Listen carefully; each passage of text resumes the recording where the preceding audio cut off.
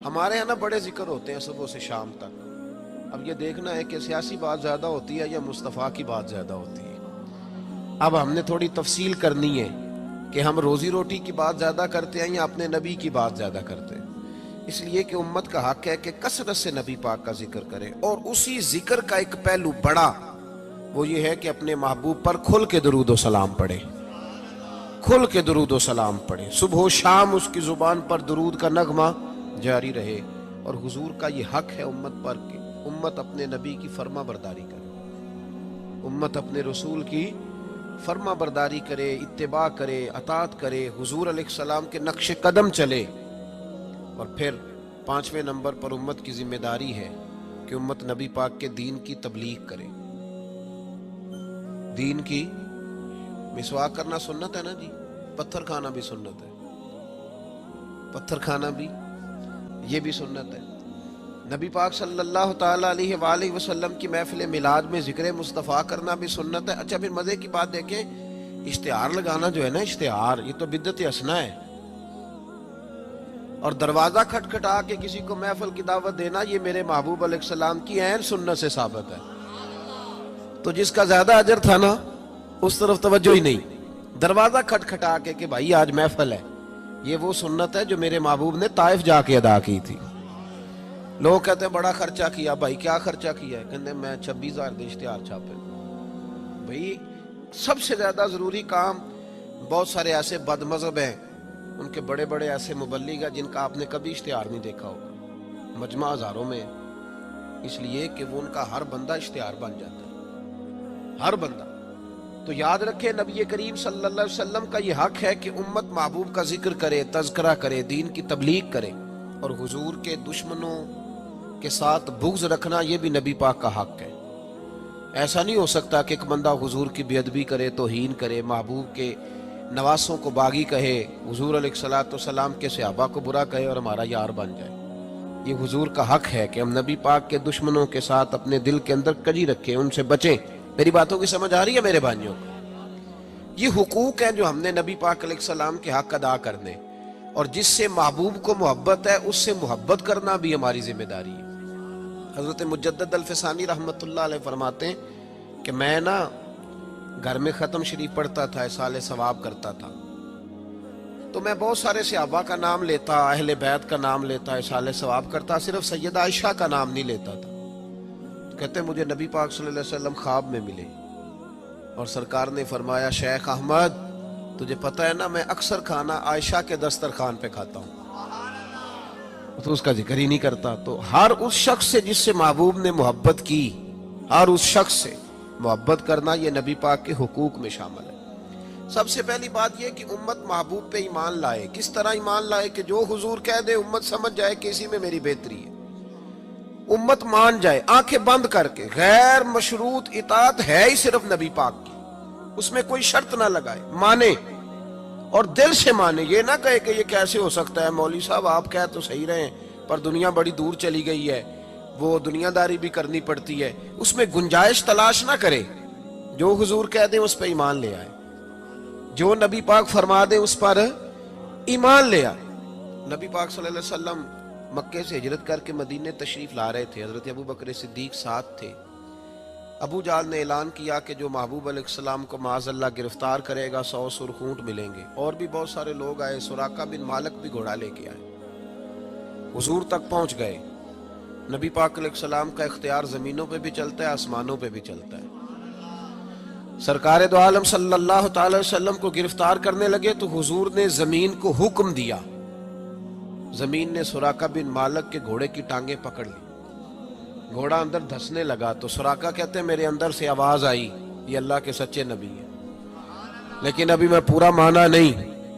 کہتے ہیں میں نے عرض کی کہ حضور مجھے معاف کر دیں، تو معاف کرنا تو میرے محبوب کا طریقہ ہے نا. کہتے ہیں معافی مانگی تو محبوب نے اسی وقت فرمایا جا تجھے معاف کیا.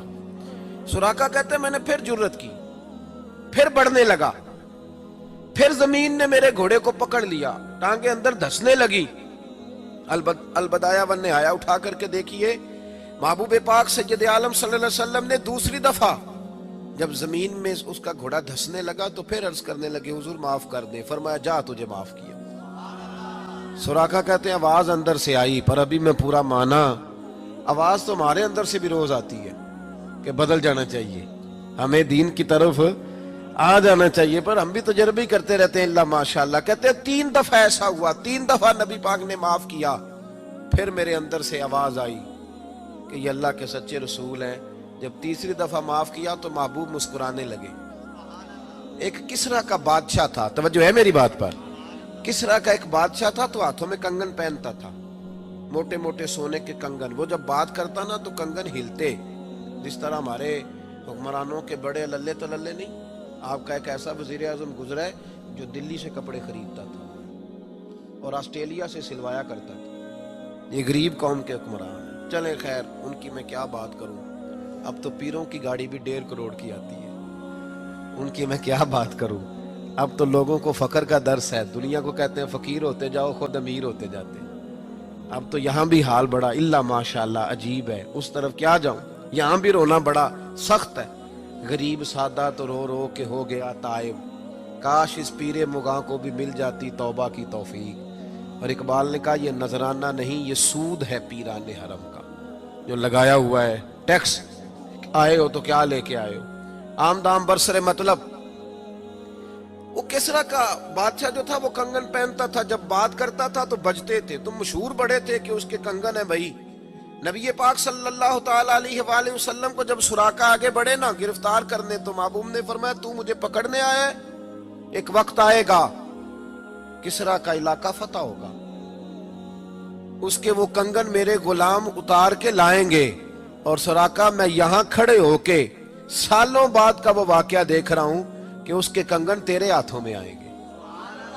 अब जरा जरा रुक के सोचिए, मक्के से निकले हैं, मदीने अभी पहुंचे नहीं, एक गांव पे भी मुसलमानों की हुकूमत नहीं, मेरे महबूब ने इतनी बड़ी बात कर दी, किसरा का इलाका फतह होगा।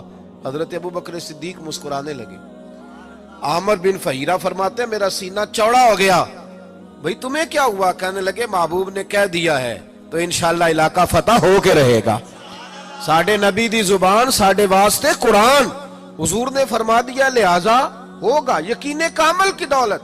सुराका मुसलमान हो गए, जमाना गुजर गया, महबूब अलैहिस्सलाम ने विसाले ज़ाहिरी फरमाया, हजरत अबू बकर सिद्दीक का दौर आया, फिर हजरत उमर का जमाना आया। एक मौके पे जंग हो रही थी, साहिब तबकात ने लिखा है जंग हो रही है तो काफिर किला बंद हो गए। बड़े बड़े किले होते थे, आपने देखे होंगे पुराने किले, छोटी ईंट के बने होते थे, लकड़ी का दरवाजा होता था बहुत बड़ा। और दिफाई जंग जब लोग करते थे ना दिफाई महाज पे, तो 2-3 महीने का राशन लेके लोग अंदर बंद हो जाते थे। मेरी बातों की समझ आ रही है मेरे भाइयों को, अंदर बंद हो जाते थे, काफिर किला बंद हो गए। हजरत साद बिन अबी वकास रदी अल्लाह तआला अन्हु की क़यादत में जिहाद हो रहा था। अब काफिर ना बाहर आते हैं, बाहर आए लड़ाई हो तो पता चले ना हारा कौन जीता कौन।